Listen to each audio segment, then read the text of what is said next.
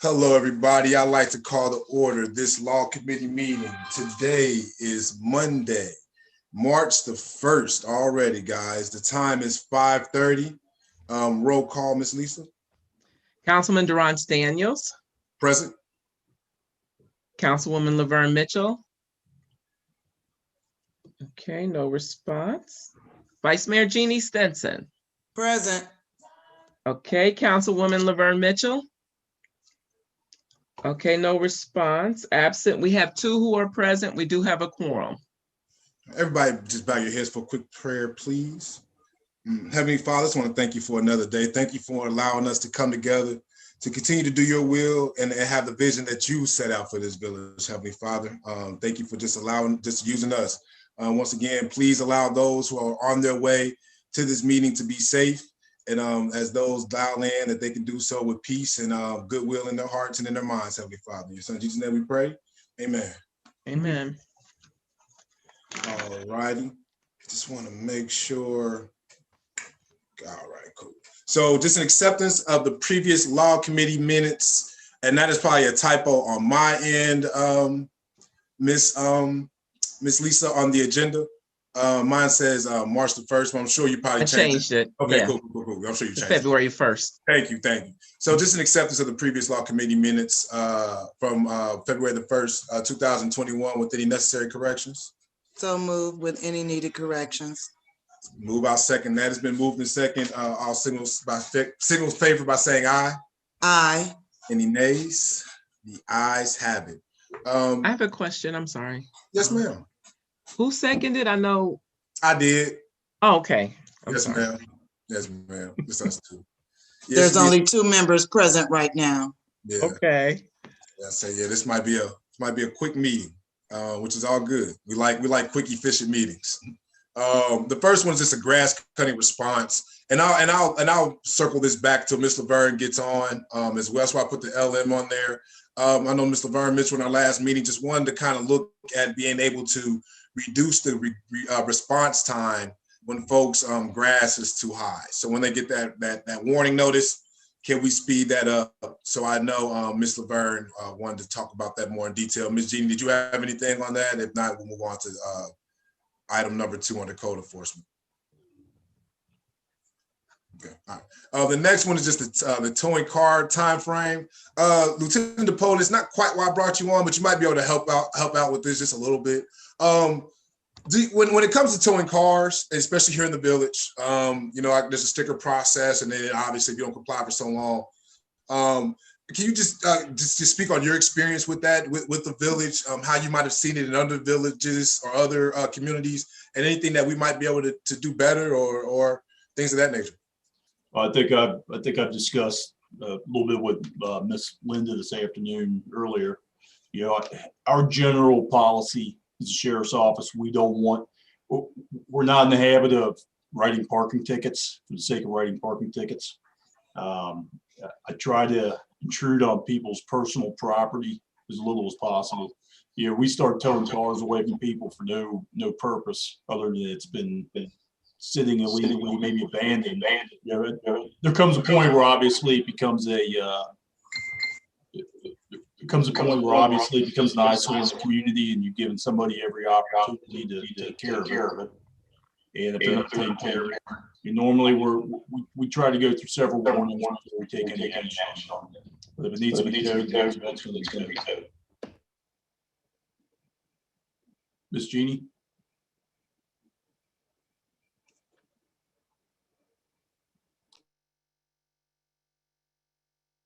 It was reverbing a little bit, Lieutenant DePole. Can you just repeat that last phrase real quick, just for the sake of the minutes? I want to make sure that Miss Lisa got that, and then can you answer Miss Jeannie's question, if that's fine? Yeah, I don't know how much you lost on me. A lot of what you all were saying wasn't coming through either. Can you hear me now? Good. Okay. Yeah, but my preferred course of action is to give multiple warnings before we're starting to tow vehicles. I think everybody would agree on that. Obviously, if action needs to be taken, if the point is not getting across to somebody that they can't leave a vehicle out there sitting on blocks, sitting out there with 3 flat tires for 3 weeks, You know, we know that sometimes it might be an economic issue for somebody that maybe you're trying to get the car up and running. And our goal is to be patient with people on that. You know, when it becomes, again, that we got an eyesore out there, eventually, you know, we're going to take action. We use a rotation system on that, and it'd be kind of a Monday through Friday deal after multiple warnings were given. And as you all understand, Yeah, no, that's I got you, Miss Joyce. For the record, Miss Lisa, can you show that? Thank you. Miss Jeannie, did you have a question? And then if not, then Miss Jeannie, and then you can go, Miss Joyce. Well, Councilman Daniels, as far as that's concerned, I've been thinking about that. And if we're trying to get our sheriffs to build a more positive relationship with our residents and do more community engagement, I would rather if we had code enforcement, that our person took that. You understand what I'm saying? I would rather for us to take the hit on something like that than for our sheriffs, the people to look at them as the people to tow their cars. They already the people to write our tickets, but we're trying to build a more positive community engagement with them. That's just my suggestion. I definitely see the positive in that. Ms. Joyce? So I think that based on what the code is saying, from my understanding, is that the code enforcer is responsible for what's on the property. And then on the particular resident's property, and that the sheriffs or police would cover what's on the street. So I think there should be some clarity around what that is. I get code enforcement definitely has the space what's on sitting on their grass or wherever on their property. But when it comes to on the road, I think I was under the understanding that is covered by sheriffs. So if we could get some clarity around that. And yeah, and then also Lieutenant DePaul, I just want to ask a follow-up on that as well. Just when it comes to, as she said, the code enforcer will kind of be that person that make that judgment call when it starts getting on private property. Can that code enforcer call the sheriff's department in that instance to tow, or would that be another avenue as well? Or is that those lines crossing a little bit? If that also, that question makes sense as well. Our policy is we do not tow from private property. Gotcha. Currently, obviously, whatever other assistance that we could lend to the code enforcer, you know, whether it just be showing up to help clarify some legal issues or whatever that may occur with the resident who might have questions on it, we'll obviously be glad to send somebody over as an escort for any issues that might rise up. As obviously any trouble issues, we'll be responding as well. That makes sense. Miss Linda, did you have anything on this, our safety chair? I wanted to make sure this is an all-inclusive conversation. I know towing cars has been a big conversation, so I didn't know if you had any input as well. No, I'm good. Thank you. Yes, ma'am. No, okay. Well, I'm not. Yes, ma'am. That's Miss Vice Mayor. I did notice that after the snow, once they went through with the plows and it was cars still on the road. I know we don't have anything to say you have to move your cars. I did notice even once the snow melted, some people did move their cars, but there's some cars that I think might be inoperable and they're still on the street. You can tell from just the way the snow surrounded them or the fact that they're still there. Yeah. So I just wanted to share that. And I might be speaking. Yes, ma'am. Now I'll go Miss Linda and then Miss Joyce. There is something that says they have to move the cars off during snow emergencies. It's been used in the past, so I believe it's on the book. I'm not sure. Some signage, man. Yes, Miss Joyce. And so, and one other way is that if that is the case, if we could find a way, and maybe we need to, I'm not sure, Councilman Daniels, if we need to write it in the on ordinance, but if we put a sticker on the car and it's not moved in a certain number of days, maybe we can tow it at their expense. When they'll find it wherever it goes to a towing place, but then it no longer becomes an eyesore, and that'll get people from. That could be an option. Just and that might and that policy piece that may need to come in. Once again, I don't want to put anything on you, but just who that who that is, and so it's consistent. Pavel, I'm sorry, Miss Laverne just shot me a text message. She's in the waiting room. Thank you. If that's her, no, that's When we, Councilman Daniel, may I finish that? Oh, I'm sorry. Yes, ma'am. That's okay. That if when we review that whole section of our laws for the village, that we make again another place where we bring clarity to that and can institute and put that in as policy. That we do that. Give them so many days to move or repair whatever they need to do to their car. And just something small. I agree with everything. Just and maybe when you do your robocall, maybe it might be something that's a reminder. Hey, it's a snow emergency. You might want to just a thought as well. Ms. Laverne, I just want to get you caught up. Just on the agenda, we did not miss over your grass cutting piece, so we just kind of just bumped over that. We went straight to towing cars. Lieutenant DePoli gave us a great kind of, I won't say report, but just kind of some insight on the towing's kind of policy, how sheriffs have a policy where they will not tow off of private property. Public property, they'll work with on that, but I don't want to say we're in alignment, but we're in an understanding where we don't want to just be I want to use my terms carefully, but that we want to make sure that we treat our residents with respect and understanding. Even, we want to enforce the law, but we want to be understanding at the same time, Ms. Laverne. So where we're at right now, I think you've been able to kind of just catch the conversation is just where Ms. Joyce, that if there is a situation on private property, our code enforcer will then take those next steps. And then, but it would have to be a private towing company, but the sheriffs would be willing to be an escort if need be, if there is an issue to rise. Are parties clear on that? So if you had anything to say on that, Mr. Laverne, that was kind of a quick summary. You're on mute if you've just done, You're on mute.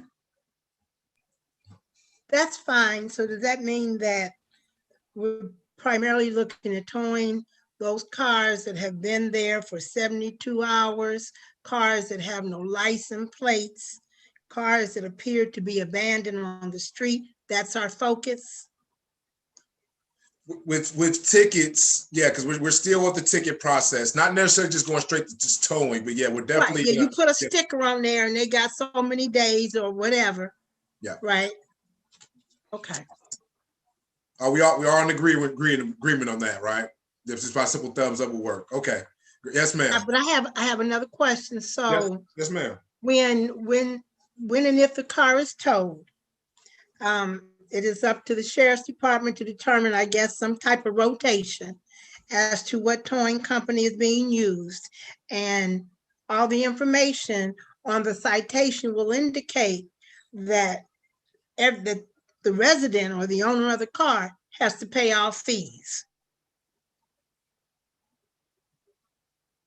We will do our best to make all notifications to the registered owner. Obviously, with things haven't been what they've been here in the last year now, with people, I mean, half the cars I see driving down the road don't have a matched up tag. The governor, with the delay on the BNB, has made this pretty difficult for us to, a lot of people have been taking advantage of not getting tags renewed or using bogus tags on vehicles. We've been in a hard spot on the enforcement on the registrations. It's certainly for us is always a good investigative traffic stop, perhaps, but we'll just be using whatever information we have off that VIN. The VIN number is generally all we'll be able to go with to make our notifications. And so a certain element of the fault will fall back on the owner of that vehicle if they haven't taken the proper steps to make sure that it's at least has a tag with their name on it, if that makes sense. Mm-hmm. For us to try to help locate who actually is the owner of that vehicle. We're going to run into we'll run into some situations where the VIN and the tag might not match up. That just might be the way it is, and that'll be up for them to provide proof of ownership to get that vehicle retrieved. Right, thank you. And anything else on this matter? Thank you, Lieutenant DePoli. If not, I'll jump back up to item 1 under code enforcement. And that was just on grass cutting. Ms. Laverne, I know that you wanted to expedite the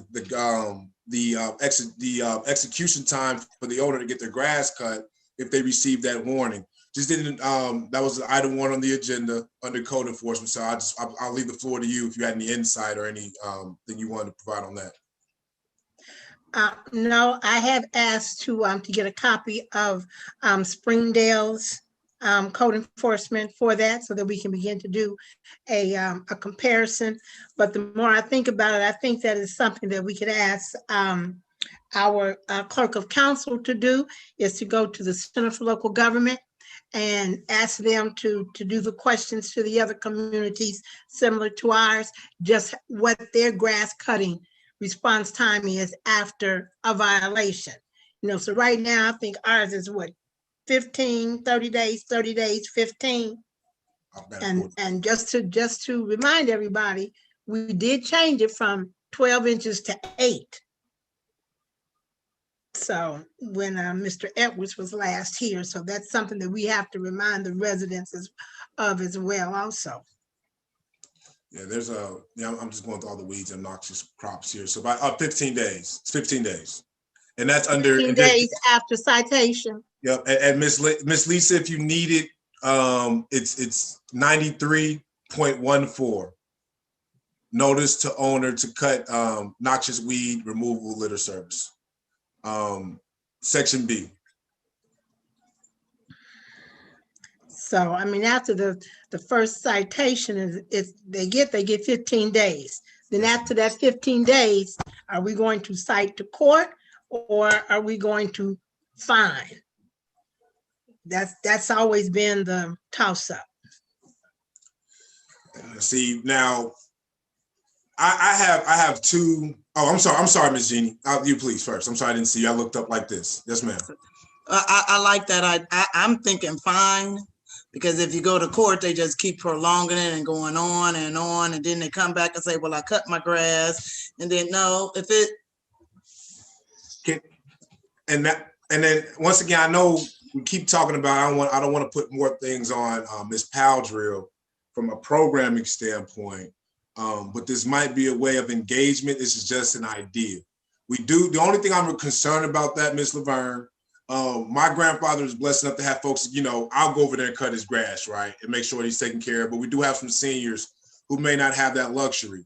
If there's somehow that we can put a robocall out there and say, if you're a senior and you need your grass cut, I don't even know if we can. I don't want to put our service department out there to cut it, but at least there might be able to. We can maybe say, "Can you go out there and take care of their grass?" You know what I mean? Just something like that, where, But everything else, though, if you're capable of cutting your grass, I got you, Ms. G. If you're capable of cutting your grass, yeah, fine them for sure. But I'm just worried about some of our seniors that may not. Ms. Jeannie and then Ms. Laverne. I'm sorry. She just had her head up, Ms. Laverne. The thing about our seniors we got people that take care of our seniors. Yeah. I don't really think that this is a senior issue. I don't either. We got Ms. Nettie that'll cut some grass. I see these folk out here cutting these grass for our seniors. We know, Durant, this is not about our seniors. This is about people like Jeannie Stinson, who has the neighborhood guys come cut her grass, and sometimes I'm out of hand. Just like when I had the car, I'll admit when I'm wrong. My grass get out of hand sometimes. Yes, ma'am. Okay. That's for people like me. Yes, ma'am. I'm with that. Okay. So now, Mr. Daniels, just to bring this up, that seems like to me that's a project that MBK can do, to find out how can you all put something out there, even if we can assist in that effort, in saying there's a program where if you are with some stipulations, just because you 54 don't make you a senior unable to cut your grass. All right. So, we have to put some stipulations with it. And that could be a project that MBK could probably take care of. Yeah, I'm sure. Yes, I think that'd be a great idea to work with the village manager. So make sure everybody's in alignment, because especially like you said, so everybody's clear on the stipulations. Like if you have disabilities, physical disabilities, and those type of things. But I think it'd be a great way to just make sure. Yes, ma'am, Ms. Linda. Councilman Daniels, it's wonderful idea. In my opinion, it is, but there's some things that don't need to come to the village. It can go to the other organizations in the community, and we can get on board as a private citizen to make that happen. Or perhaps a church would put together a group of people that would take care of that. But I don't think it needs to come to the village. You can't attach everything to the village, in my opinion. Sounds good. Well, that sounds good. It was just, I think everybody had that. I think everybody's on the same page and alignment on this one, that fines are those next steps. So I do want to make sure we get back on track. I'm in agreement. So right now I'm looking at just 9341, potential changing those times just based on the information that Ms. Lisa gives us back. So we can continue to talk about this in April, right before the grass cutting season really gets started, and hopefully we can have some better information, even when it comes to fines, Ms. Lisa, as well.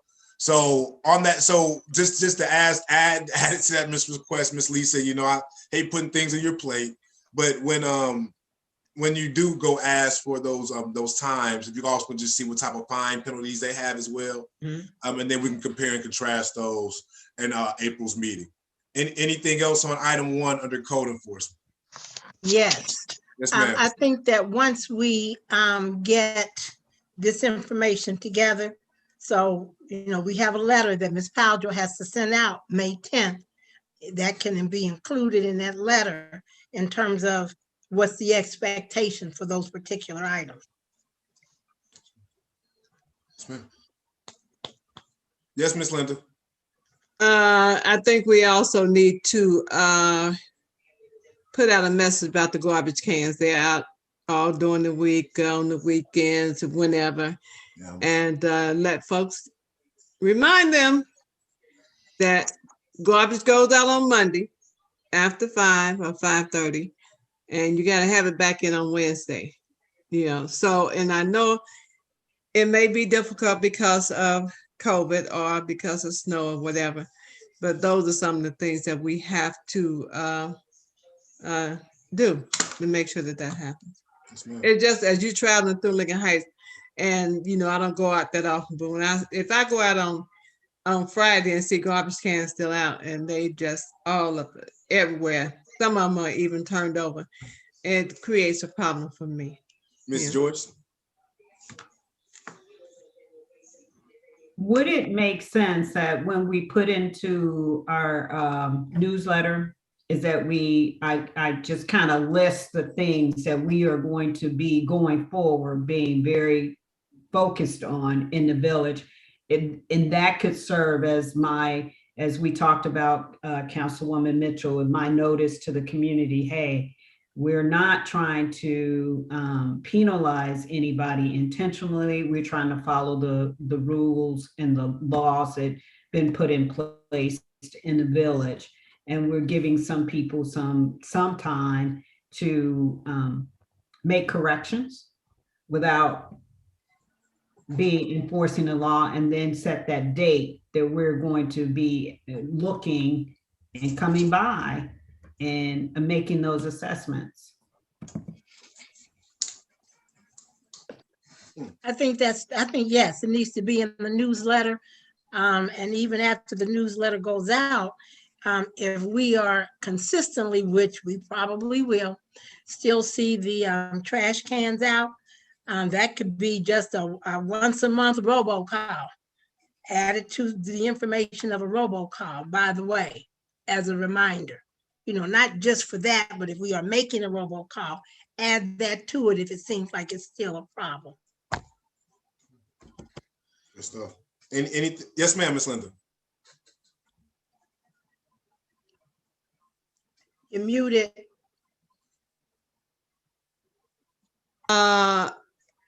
Miss Lukman texted me and said she couldn't get into the meeting. Is someone in the holding room?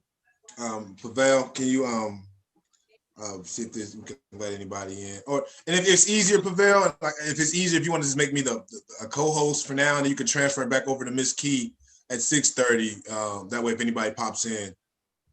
Yeah, that's fine. I don't see anybody in the window that. Okay, that's fine. Yeah, yeah. Okay, well, she said she couldn't get on, so I don't know. The link should be working from the village website. And Yeah. Ms. Baber, I want to make sure. I believe that's you, Ms. Baber. With I'm sorry, with the last 174. I want to make sure I acknowledge you for sure. Did you have any thoughts on anything? I'm sorry if I didn't call you before. If you had any thoughts. No, not at this time. Okay, yes, ma'am. Anytime, you feel free to jump in, Ms. Baber. You know, my meetings are a little bit less lax. So if anything you need to jump on in, please feel free. Next was just on item number 3, which is just our ad hoc committee development of just kind of looking at just kind of looking at our code. I believe we're focusing on section 93 for sure. Just that the whole piece of, I just want to make sure I'm reading it correctly for the notes. For the minutes. When it comes to section 93, where it deals with nuisances and junk vehicles, just having an ad hoc committee, just kind of really just looking up and delving into that. Ms. Joyce, I wanted to allow you if you had any thoughts on that, but I know we kind of just really thought about pulling that out. But I wanted to give Ms. Joyce the floor first, and then I'll open it up to discussions. I think for clarity, I think what our goal was just to go through both our existing codes and then look at the international maintenance code. That's what it was. I'm sorry. And look and see where the gaps are and make recommendations on that.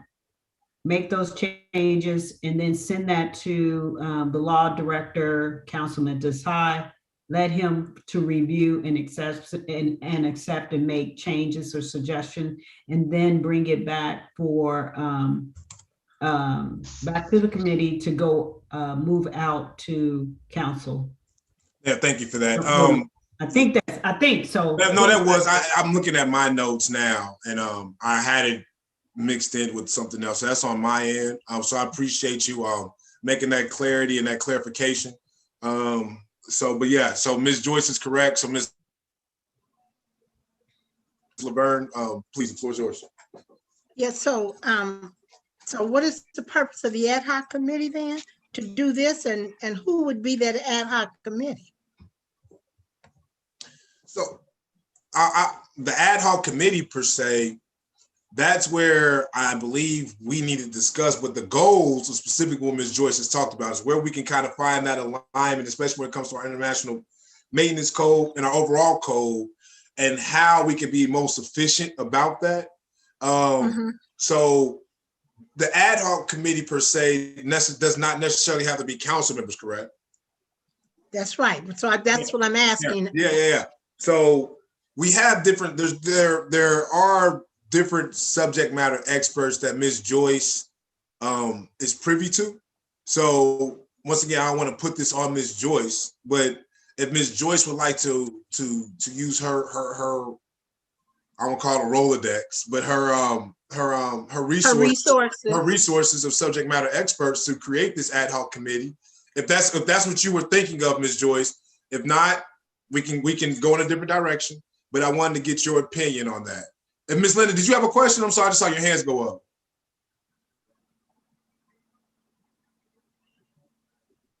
I was busy trying to answer Ms. Lookman.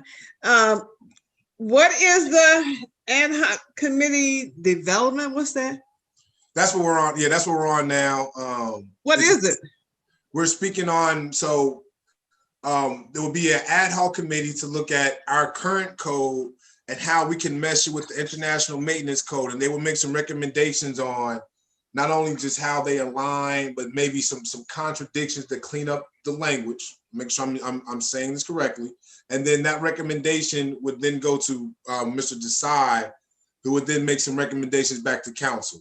So you want an ad hoc committee, not for development, you want it to look at the laws for code enforcement? Not Yeah, Create- not development like I want to make sure that's clear in the agenda where it says ad hoc committee development, just the development and bringing one together, not like a committee to talk about development. So I Well, want to then make sure that's a you clear.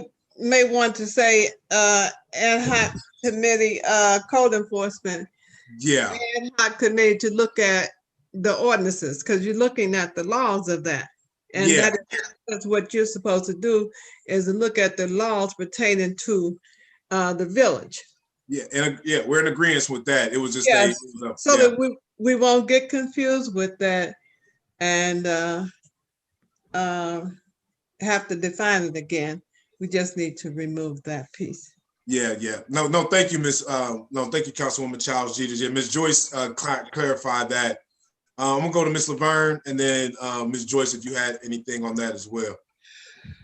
So I guess my question might be to Ms. Powdrill as well. So as we look at creating this ad hoc committee for code enforcement, would that include, because code enforcement also deals with zoning. So with that, could we not include somebody from the Hamilton County zoning department, since they do things like that for us to make sure that we're looking at the fences that are not properly constructed? Would that be one of the resources you would use to put on this committee? And would this ad hoc committee consist of any council members?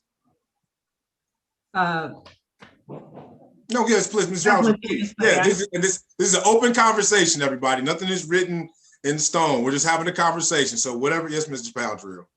So I have not thought that through, but what I will say is I don't think that we should try to combine the two. I think the focus should be what we really need right now immediately is code enforcement.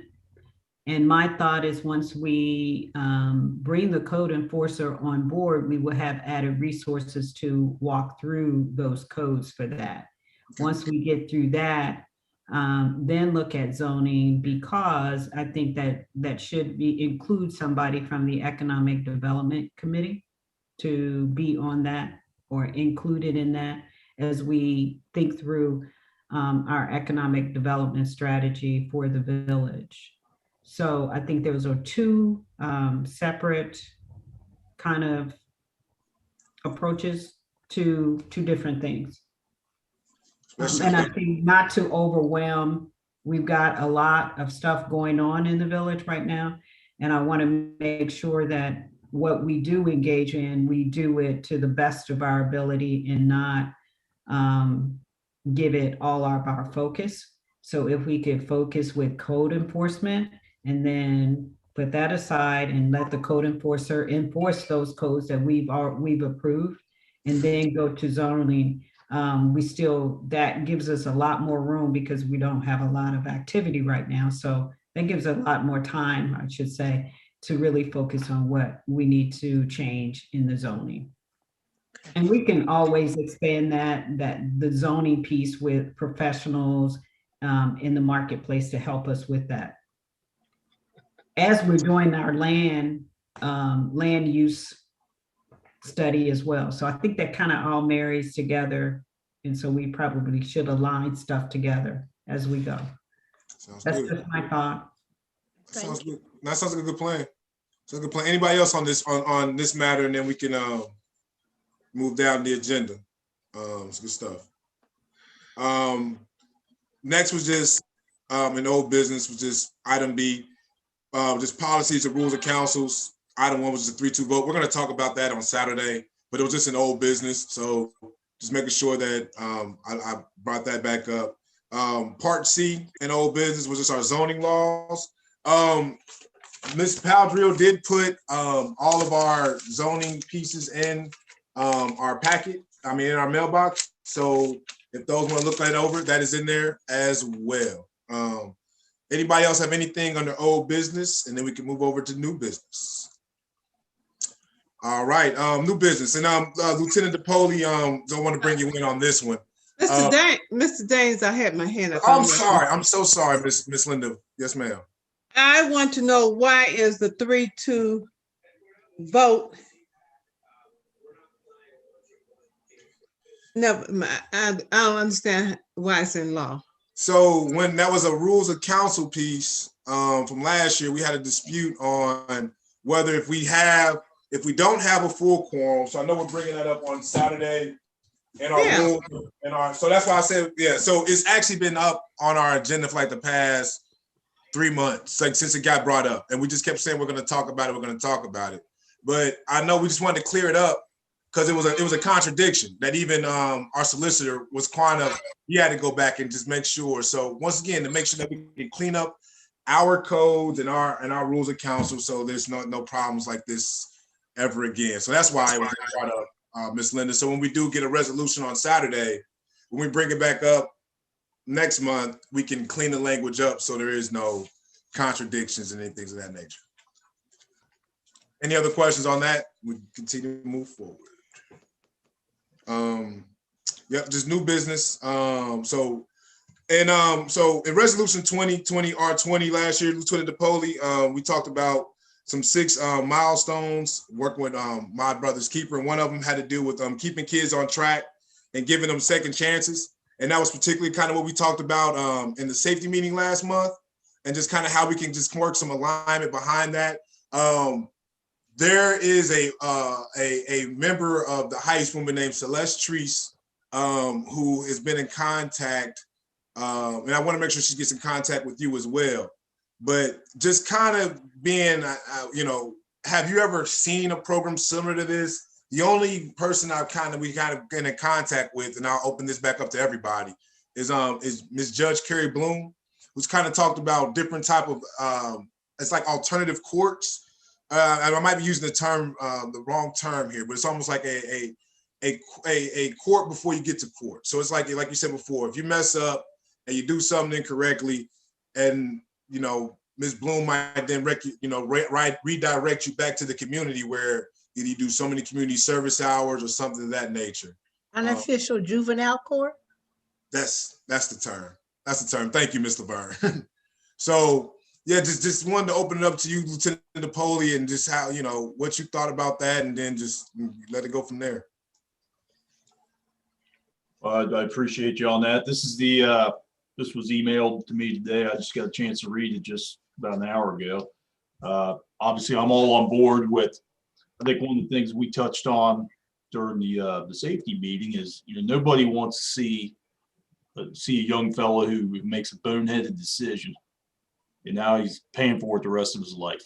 We know that certain decisions do carry on over the course of your life, but young kids don't think about long-term impact of some of the things they're doing. I'm all on board with trying to do what we can to kind of divert this stuff for, I would say, less serious offenses. Again, I think one of the things I talked about, which brought this up, was a 13-year-old kid walking around at 2:30 in the morning with a stolen gun. Yeah, he indicated to my officer that he had the intention of possibly committing a robbery. Nothing good happens at 2:30 in the morning. We all know that.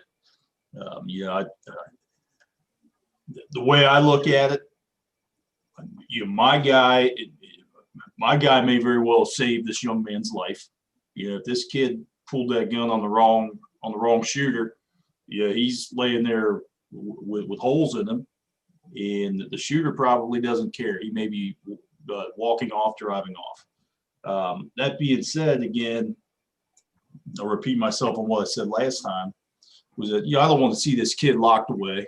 I don't want to see him losing out on growing up and all the experiences that we all would like to enjoy growing up, whether going to high school dances, dating, whatever it might be, going through all this stuff, the satisfaction of growing up and having, getting that first paycheck from a job, everything that goes with it, and the learning experiences. Again, a situation like that, I think we're a little bit past. He's walking around with a gun at 2:30 in the morning. We're a little bit past just kind of turning him over to his mother or his father. I think a lot of this obviously needs to start before we get to that point where we're toting guns at 2:30 in the morning. Again, minor offenses, things maybe, trespassing, some minor theft stuff, or, we go more into like a scared straight kind of deal, kind of exactly what I think this is talking about. Yeah. I'm on board on getting my guys where we can with this. Certain things, violent felonies are not going to be able to be diverted over to a program like this. I just don't see that happening. Especially, I think we'd be sending the wrong message in a situation like that when we got a 13-year-old kid out there walking around like that in the middle of the night. I mean, it's no secret the gun violence up here has been off the chain. And if we send a message that, you're just going to get a spanking on your hand for doing something like this, I think we are sending the wrong message to the kids. So we need to find that line. And Mr. Daniels, you got my ear. Anytime you want to talk about this, we can get deeper into it about where your total vision is on all this. And hopefully we can find a common ground on this.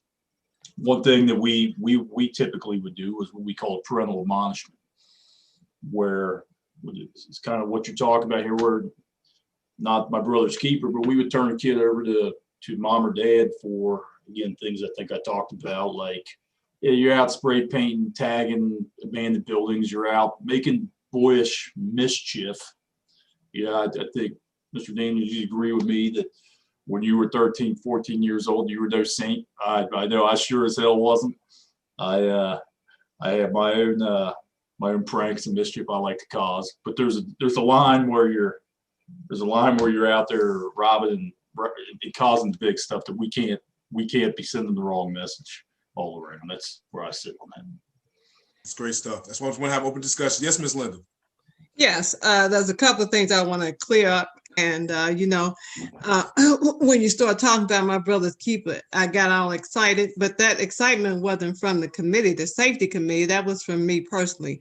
So from this point on, I'm going to say that this is me as a private resident, not the committee. I cannot speak for the committee. There are three of us, and that has to come from them. So when you are talking about the chair of the safety, we're going to have to separate the private citizen from the chair of the safety until the safety committee says, yes, we're excited. This is, we've talked about it and we want to be a part of this. So at this point, I think it's good to want to include the sheriffs in your My Brother's Keepers program. You do have a piece of you have a resolution that talks about how we have come on board with this. I believe, when I say we, council, it is okay with the program happening. There is no memorandum of understanding, even though you may consider the resolution that as to how council is going to play a part of this, and not saying that they won't. And I'm just saying how we have to separate that. So when I'm saying something to you from this point on, I'm going to say I'm Linda Child G, the private citizen, and I really love this program because I do. Ms. Key is in the waiting room. Yeah, I just let Ms. Key in. Yeah, so I want that to be understood because you just can't say it out there in public. That's safety. We talked about safety. And safety wants us to happen. I am happy about the program as a private citizen and would do what I can as a private citizen. Yeah, and that's why, yeah. And I got you, Ms. Laverne. Just want to address Ms. Linda's piece real quick. And that's why when I addressed, I just want to make sure I first wanted to say that one Lieutenant DePoli just kind of expressed what he had talked about in safety. I wanted to make sure I didn't say that it was endorsed by safety. They said we had talked about it in safety and we we're going to carry it over. So I just want to make sure I'm clear I'm just saying, not that you do or don't, but just for the public record that this hasn't been endorsed by safety. It's just kind of a carry on of a conversation that happened in safety committee. So it happened before that safety committee. Yeah. Happened before that. Yeah. But we need to be sure that we all understand where we are with whatever comes to us. Yes, ma'am. Because it can look like that we're all in for that and we're going to help and we're going to do this. Well, it just may mean that we like the program. Okay. Ms. Laverne? Thank you, Mr. Daniels. So in bringing up your concern about trying to, I guess, have intervention program for young folks who might almost get in trouble because of something they did, trying to give them that second chance. So you mentioned that in the resolution. I just remember it's in one of the whereases where you talk about reducing crime and violence. Yes, ma'am. So is that the type of program that you want the police department, that the Heights movement will work with the police department or the school in trying to set up? Yeah, I would like to be a holistic program. So off of that, it's just clear because everybody's having in front of them. It's reducing violence in high-risk communities by integrating public health approaches, similar to what Lieutenant DePoli just kind of spoke upon.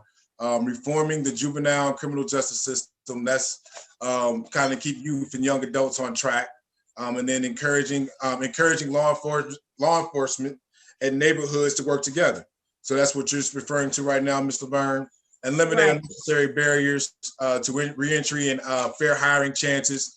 That's once again what Lieutenant DePoli is hitting on. Once again, you don't want to get a kid for minor boyish mischief and now they get something where they can't even get a job, 15, 20 years from now. Address possibilities of this proponent minority contact and then just improve the data. So all these things that Lieutenant DePoli has spoken about, we have a high risk of shootings happening right now in the neighborhood. How can we kind of, cartel them, or how can we have an influence on them before they get to that road? And Lieutenant DePoli kind of brought up, once again, the perfect example. It's 2:30 in the morning. You got a young kid who's like, he didn't make the bad choice yet, but he's like right there. And how do we stop that kid or help that kid before he gets there? So yes, Ms. Laverne. So, Mr. Daniels, what I'd just like to suggest is that, you and I talked about the We Thrive program, which is the one that you're doing currently with Ohio State. That's a little separate from the one that Hamilton County is doing. Yeah. But if we look at that We Thrive program with the social pathways that it has, one of them being, I want to say behavioral something, and of course, community wellness, because the mental piece is part of the wellness, the prevention of violence is part of the wellness. So that may be an avenue for you in contacting, her name is Dominique at and I can get that information to you, but that would be another way that the Heights movement and MBK can connect with the village in a way under that We Thrive program, because there will be other resources that we can attack, and then we can kind of map out, how we would collaborate. You know what I'm saying? No, for sure. And that's why I want to Send make you Dominique's name and her last name and number, and then you all can contact me. And that was the purpose of even bringing it through the law committee on just what's going to be the proper policy and steps as we involve our law enforcement in a community organization. What are those steps, and how does that all play out, and how does those processes play out? But no, I know we're in the infancy stage of this, Lieutenant DePoli. I'm excited just in the opportunity that we have, an opportunity that the sheriffs are encouraged to be engaged to help our young folks at a grassroots level. And I think having that hands-on approach, especially when you have other community folks who can help out as well, I think that's only going to make it more impactful. So any other thoughts on this? And then we could once again just continue to have these conversations. Ms. Joyce, did you have any thoughts? If not, we continue to keep it moving forward. All right, great.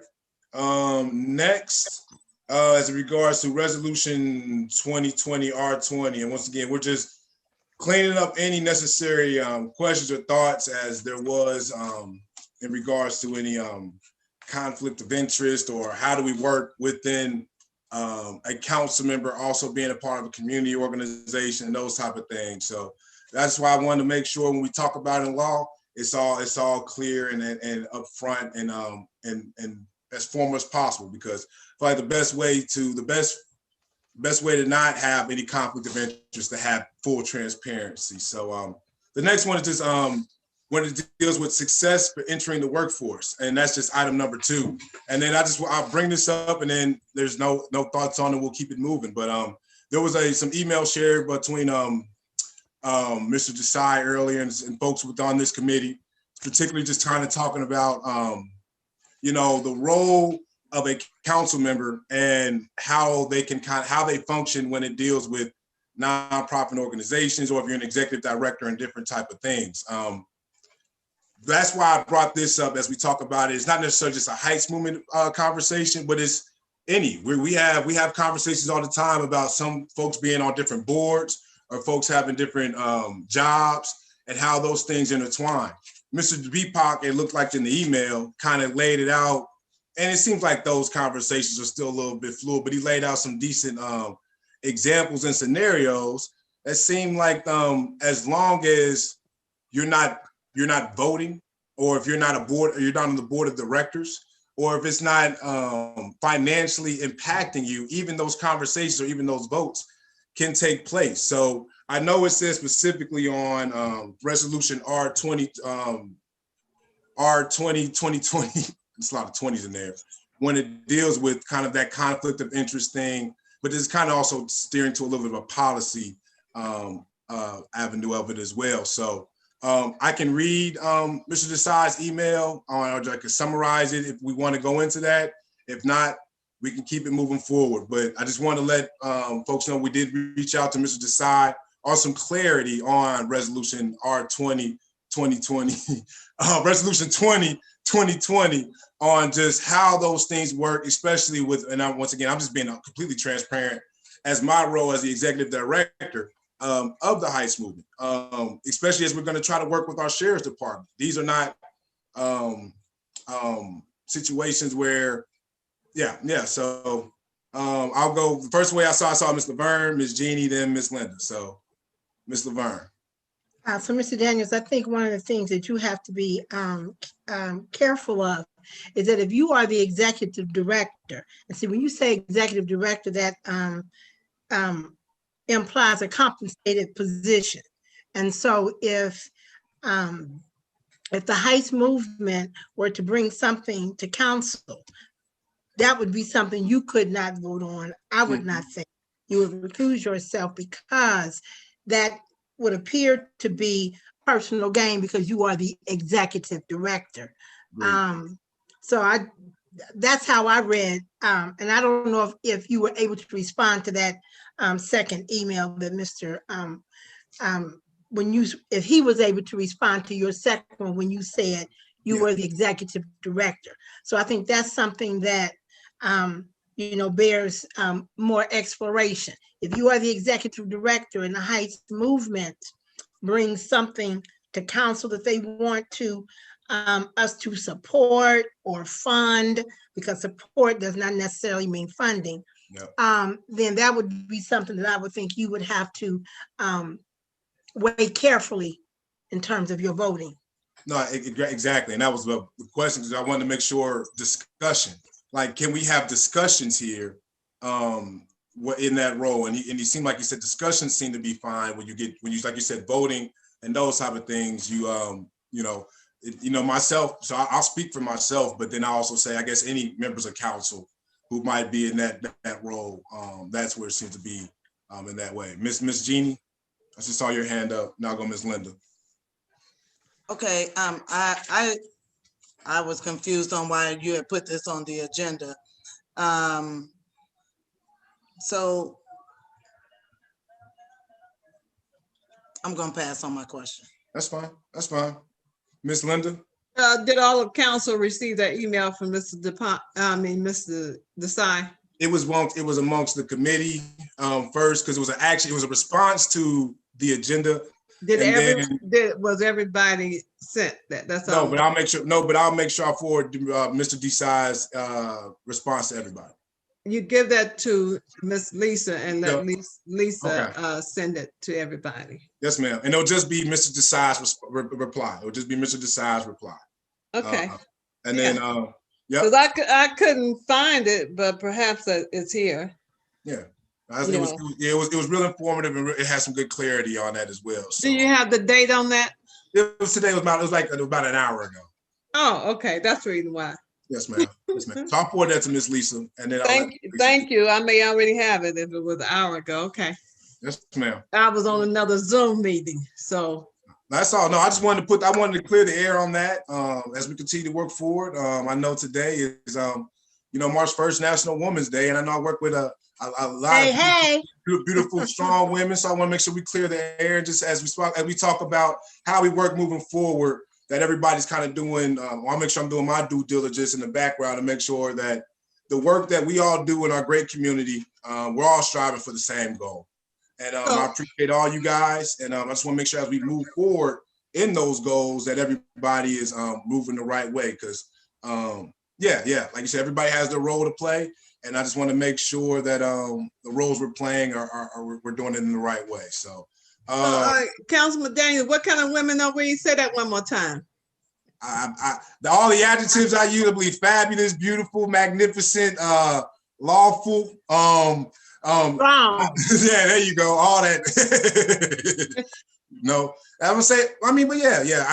We talk about all the time amongst ourselves. The work that we do as council members is always hard work. We don't get paid any money to do this work. And it's a thankless job, and it causes unnecessary conflict at times. And but the work that we all do, we do have that bond behind it. So if we can't clear the air in any type of ways, even when it comes to things like our sheriff's department, I appreciate Lieutenant DePoli being here and having these conversations. So I'll move on to item 3, and we actually can kind of just keep it moving. I'll just ask council, but I think we kind of have an answer for it. It was just item 3 when it deals like just a monthly report, and you guys can add. If you want it, you can. If you don't want it, that's fine. Do you want somebody from My Brothers Keeper of the Heights movement to present like a monthly report on just what's going on in the community and what they're doing? Would that be something that, yes, Ms. Jeannie? I don't want another piece of paper. If you want to share something with the village or with the village manager so that we could put in the newsletter when y'all do something. Yeah, but I don't think that people that we partner with or that we support in the village gives us a monthly report on what they're doing. Yeah, do we get a monthly report on everything that's going on with everybody in the village? Because I'm thinking, why should you do that? I was about to say, yeah.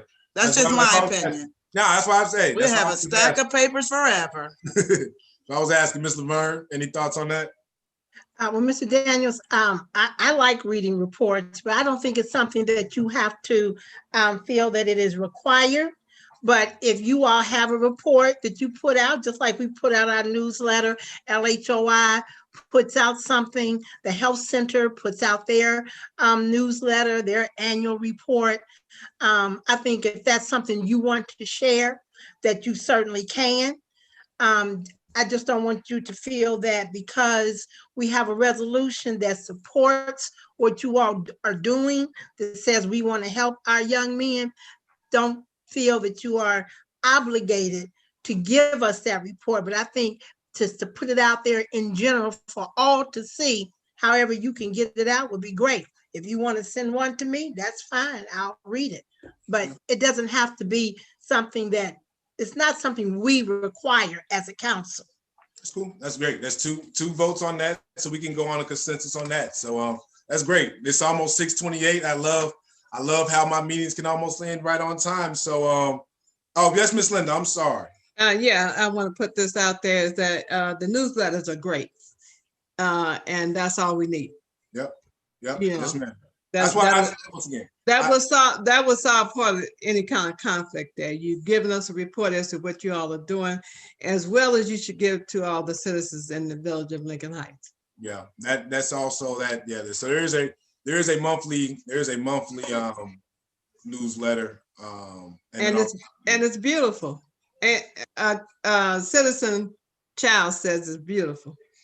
I would appreciate that. So so any miscellaneous business, because it's almost 6:29, and then there are no miscellaneous business. I feel honored to just let in. I think I got a minute, Councilman Aaron Brown, because it's not quite law meeting yet, so I still got the floor. So I just want to say, because I did just give a shout out to all of our Black women, Councilman Aaron Brown. But as another young Black elected official, I will give you your just due as well. So I just saw you popped on in, so I'll use that as my miscellaneous business as you came on in, Brother Aaron Brown. So I just wanted to give you a shout out, council member from Forest Park. So, but if that's all, do I have a motion to adjourn? So moved. It's been moved in second. All in favor, signal by saying aye. Aye. Any nays? The ayes have it, and I will give control to Miss Keith.